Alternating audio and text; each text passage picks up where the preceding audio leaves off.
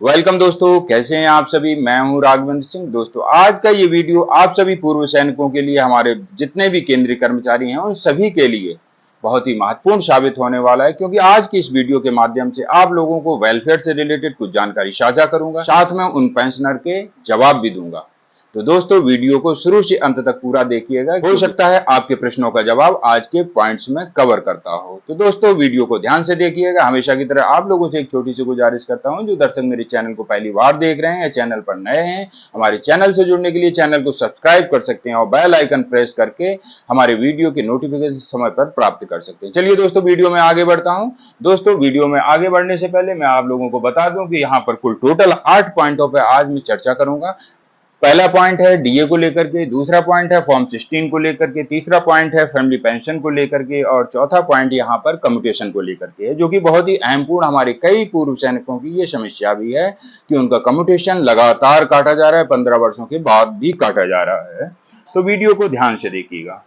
स्पर्श PPO number मिल गया है, लेकिन स्पर्श पीपीओ नहीं मिला है, ये भी हमारे कई सैनिक साथियों की समस्या है। छठवां पॉइंट है स्पर्श पीपीओ में गलती है, किसी भी प्रकार की त्रुटि है, उसको कैसे सुधारें। सातवां पॉइंट ईसीएचएस से रिलेटेड है कि जब आपको ईसीएचएस के द्वारा रेफरल बनाया जाता है किसी अन्य सिटी में इलाज कराने के लिए, तो यहाँ पर आप किस प्रकार से ट्रैवलिंग अलाउंस ले सकते हैं। और सबसे आखिरी पॉइंट है डिपेंडेंट की ईसीएचएस कार्ड को ब्लॉक होने से बताएं। तो वीडियो को ध्यान से देखिएगा। दोस्तों, इस वीडियो को अन्य पूर्व सैनिकों के ग्रुप में भी शेयर कर सकते हैं, ताकि अन्य पूर्व सैनिकों तक भी ये महत्वपूर्ण जानकारी पहुंचाई जा सके। दोस्तों, वीडियो में आगे बढ़ रहा हूं। पहला पॉइंट है जुलाई 2024 से बढ़ने वाला डीए 53% होगा, गवर्नमेंट अप्रूव करेगी। सितंबर के अंत तक इसका एरियर सभी को मिल जाएगा। जैसा कि दोस्तों एआईसीपीएन के आंकड़े आ चुके हैं, जो कि बहुत दिनों से पेंडिंग थे। एआईसीपीएन के आंकड़े गवर्नमेंट द्वारा जारी नहीं किए जा रहे थे।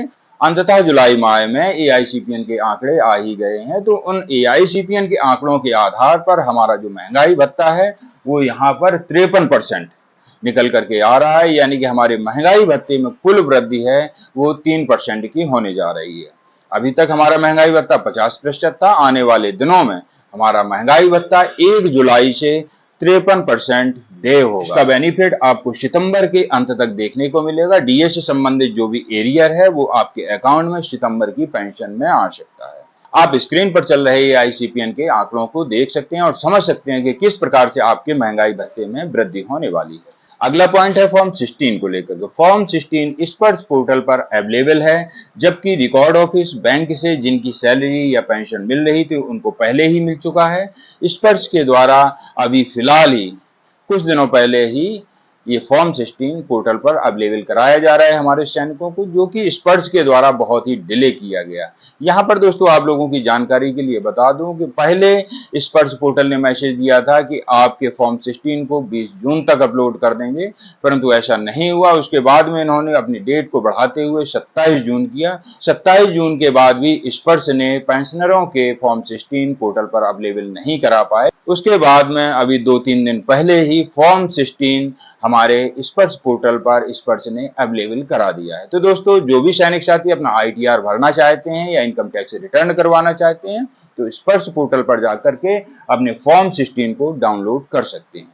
दोस्तों, कभी कभी स्पर्श पोर्टल में एरर दिखा रहा है, जो कि टेक्निकल फॉल्ट के कारण है। आप लगातार चेक करते रहिएगा।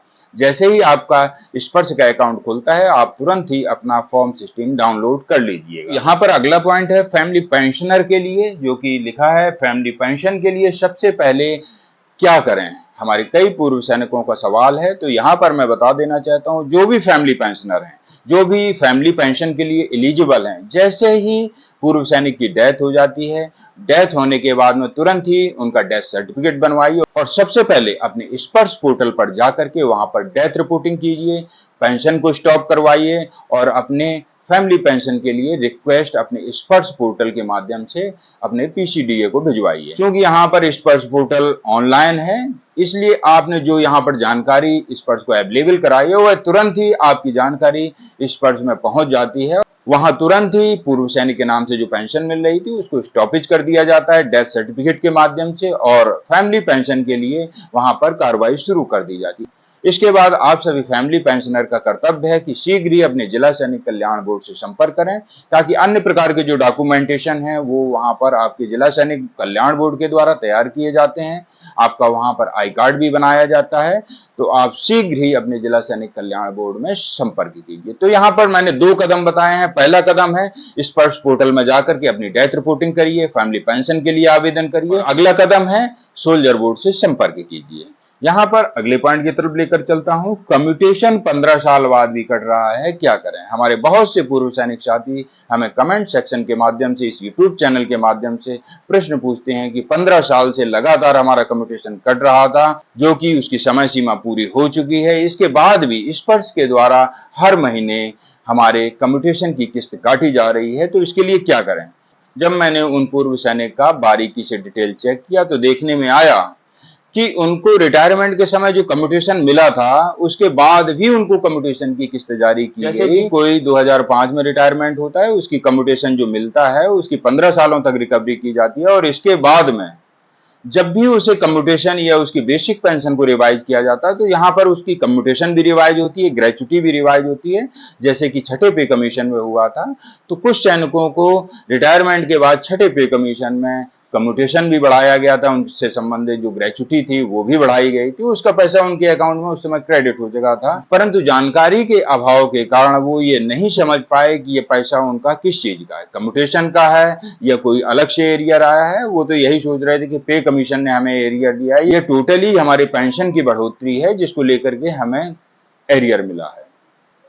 परंतु अब ऐसा नहीं है। स्पर्श पोर्टल के माध्यम से ये सभी जानकारी हमारे लिए बहुत आसान हो गई है। जब भी हमें कोई ऐसी किस्त जारी होती है या हमें कोई एरियर मिलता है, तो हमारी पे स्लिप के माध्यम से हमें स्पष्ट पता चल जाता है कि हमारा जो किस्त जारी हुआ है वो कम्यूटेशन की किस्त है या फिर पेंशन की किस्त है या फिर ग्रेच्युटी की किस्त है। इस प्रकार की जानकारी हमें अपने स्पर्श पीपीओ के माध्यम से पता चल जाती है। दोस्तों, ऐसे सैनिक जिनकी 15 साल बाद भी कम्यूटेशन की किस्त लगातार जारी है, तो वो बिल्कुल भी चिंता न करें। अपने सोल्जर बोर्ड से संपर्क करके बारीकी से अपनी डिटेल को चेक करवाएं, या फिर हमारी जालौन टीम से भी संपर्क करके आप अपनी समस्या का समाधान करवा सकते हैं। यहाँ पर अगला प्रश्न है, स्पर्श पीपीओ नंबर मिल गया है लेकिन स्पर्श पीपीओ नहीं मिला है। हमारे बहुत से सैनिक साथियों की ये बहुत ही गंभीर समस्या है कि उन्हें स्पर्श का पीपीओ नंबर तो मिल गया है, परंतु यहाँ पर उनका स्पर्श पीपीओ स्पर्श पोर्टल पर अपलोड नहीं किया गया है। यहाँ पर लगातार वो 6 महीने 1 साल से परेशान है कि उनका स्पर्श का पीपीओ क्यों जनरेट नहीं हुआ।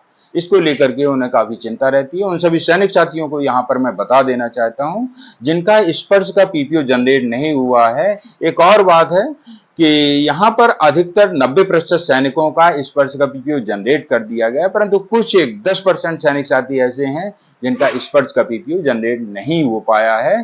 तो वो बिल्कुल भी चिंता ना करें। आपकी पेंशन में अभी तक कोई रिवीजन नहीं हुआ या किसी भी प्रकार का आपके पीपीओ में संशोधन के लिए रिक्वेस्ट नहीं डाली गई, इसलिए स्पर्श ने नया पीपीओ जारी नहीं किया है। जैसे ही OROP 3 की सिफारिशें लागू होंगी, उसके बाद आपकी पेंशन में जो इजाफा होगा, तो उसके आधार पर आपका स्पर्श का पीपीओ आपके स्पर्श पोर्टल पर अपलोड कर दिया जाएगा। तो ऐसे जो भी सैनिक साथी हैं वो किसी भी प्रकार की चिंता ना करें।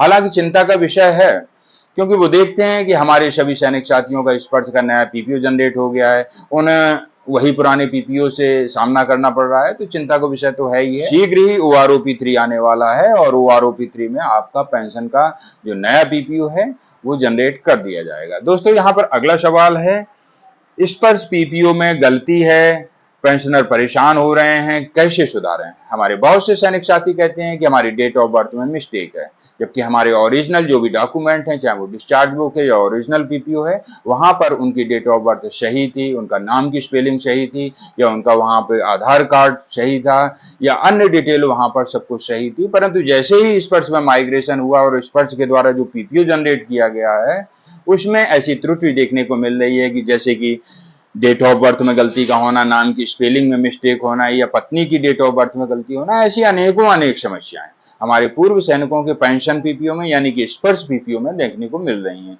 तो वो सैनिक साथी यहाँ पर बिल्कुल चिंता ना करें, क्योंकि आपके ओरिजिनल डॉक्यूमेंट में यदि सब कुछ सही है तो यहाँ पर स्पर्श की त्रुटि है, तो स्पर्श उसमें सुधार भी करेगा। इसके लिए ग्रीवेंस के माध्यम से अपने स्पर्श पोर्टल को अवगत करवाएं और अपनी गलती को सुधार करवाएं। दोस्तों यहाँ पर आप किसी कंप्यूटर कैफे का भी सहारा ले सकते हैं या फिर स्वयं अपने मोबाइल में जानकारी रखते हैं तो स्पर्श पोर्टल में लॉगिन करके वहां पर अपनी ग्रीवेंस के माध्यम से उचित डॉक्यूमेंट अपलोड करके वहां पर अपनी गलती का सुधार करवा सकते हैं। यहाँ पर जो भी ऐसे पेंशनर हैं तो वो अपनी गलती का सुधार करवा सकते हैं यदि उनके स्पर्श बीपीओ में किसी भी प्रकार की त्रुटि है तो।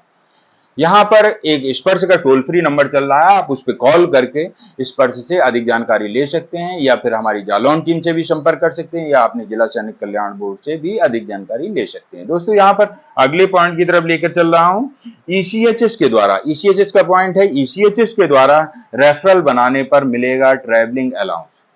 जैसा कि दोस्तों अभी तक आपने सुन लिया होगा कि ईसीएचएस के द्वारा पेशेंट को ट्रैवलिंग अलाउंस भी दिया जा रहा है, परंतु अभी तक इसका किसी ने क्लेम नहीं किया हुआ है क्योंकि जानकारी के अभाव में हमारे सैनिक साथी या फिर ये सोचते हैं कि चलो थोड़ा सा किराया है, ट्रैवलिंग अलाउंस के लिए दुनिया भर के कागज वहां पर सबमिट करने होंगे ईसीएचएस में और ईसीएचएस के चक्कर लगाने होंगे, छोड़ देते हैं।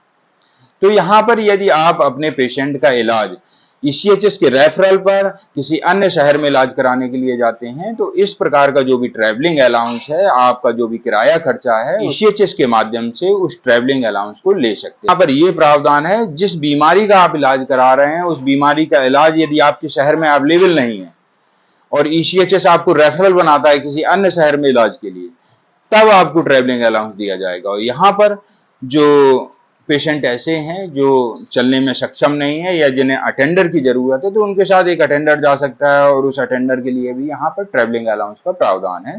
तो जिस भी एंटाइटल क्लास में आप सफर करते हैं या जो भी आपको लागू क्लास है आप उसमें सफर करते हैं, उसमें जो आपका किराया लगता है उसकी टिकट को संभाल कर रखिएगा क्योंकि आपके जब ट्रैवलिंग अलाउंस का आप क्लेम करेंगे तो उसमें आपको काम आएगा। और कुछ डॉक्यूमेंट हैं वो ईसीएच के द्वारा आपको बता दिए जाएंगे कि कौन कौन से डॉक्यूमेंट हैं जो कि आपको ईसीएचएस को देना है। यहाँ पर ईसीएचएस के माध्यम से आप अपने ट्रैवलिंग अलाउंस का क्लेम कर सकते हैं। दोस्तों यहाँ पर आखिरी पॉइंट है, डिपेंडेंट के ईसीएचएस कार्ड को ब्लॉक होने से बचाएं।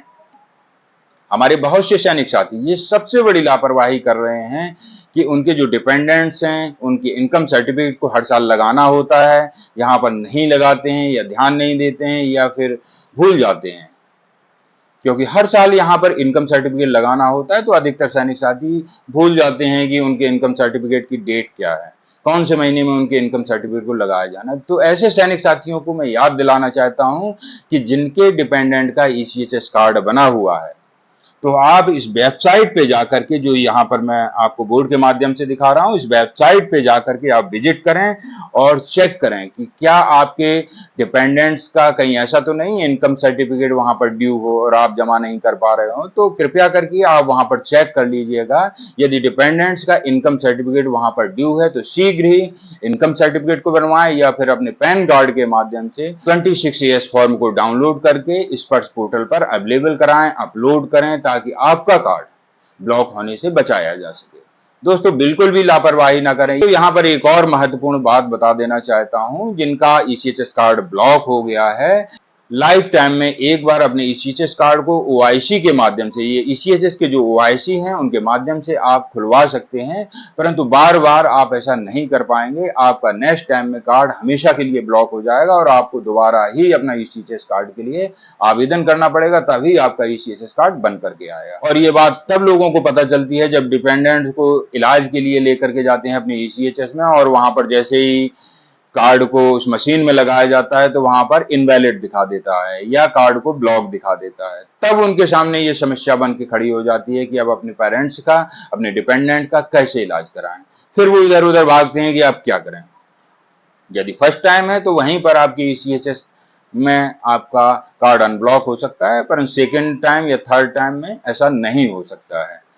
तो दोस्तों ऐसे जो भी सैनिक साथी हैं बिल्कुल भी लापरवाही ना बरतें, अपने ईसीएचएस कार्ड को लेकर के तो गंभीर रहें और अपनी डेट को लिख करके रखें कि कौन से महीने में आपने इनकम सर्टिफिकेट को अपलोड किया था या आपका जो इनकम सर्टिफिकेट है हर साल जो कब ड्यू होता है उस डेट या महीने को लिख करके रखें ताकि समय पर आपका इनकम सर्टिफिकेट आपके डिपेंडेंट का लगाया जा सके और कार्ड को ब्लॉक होने से बचाया जा सके। दोस्तों ऐसे जो भी सैनिक साथी हैं जिनको किसी भी प्रकार की पेंशन संबंधी समस्या है, चाहे वो डॉक्यूमेंटेशन को लेकर के हो या पेंशन को लेकर के हो या अन्य कोई पेंशन संबंधी किसी भी प्रकार की समस्या है, कम्यूटेशन को लेकर के हो, तो ऐसे सैनिक साथी तुरंत ही अपने जिला सैनिक कल्याण बोर्ड से संपर्क करके अपनी समस्या को सॉल्व करवा सकते हैं, या फिर आज इंटरनेट का जमाना है, अपने मोबाइल के माध्यम से ही आप अपनी समस्या को सॉल्व कर सकते हैं। ग्रीवेंस के माध्यम से अलग अलग पोर्टल लॉन्च हुए हैं, उन ग्रीवेंस पोर्टल के माध्यम से अपनी समस्या को सुलझा सकते हैं।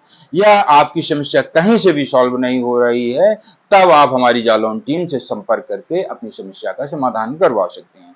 दोस्तों, हमारे द्वारा इन सभी पॉइंटों पर एक एक विस्तृत वीडियो अपलोड चैनल पर कर दिए गए हैं। आप जाकर के उन विस्तृत वीडियो के माध्यम से अधिक जानकारी ले सकते हैं और अपनी समस्या को सुलझा सकते हैं। दोस्तों, ऐसे ही नई नई जानकारियां अक्सर हमारे इस चैनल के माध्यम से दी जाती हैं। हमारे द्वारा दी जाने वाली जानकारी यदि आप लोगों को अच्छी लगती हो तो इसे अन्य पूर्व सैनिकों के ग्रुप में भी शेयर कर सकते हैं।